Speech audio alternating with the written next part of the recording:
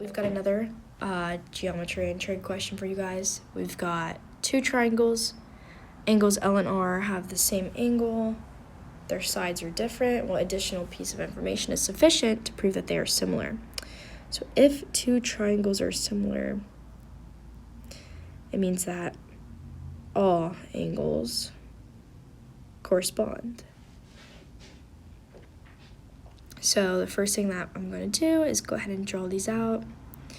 We have triangles LMN and RST. And we're just going to plug this in with the information that we have. And we need all angles to correspond, so the angles have to be equal. We're already given one of the angles. And then we need to select which bit of this information is going to help us. So automatically, you can take out A and B, because first of all, we're not dealing with sides, but also A is just completely wrong because in no world would that happen, because there's a ratio as well. So that's not going to work. And then we have C and D. So for C and D, the biggest mistake that I could see students making is that you need it to add up to 180, and someone could definitely slip up on this.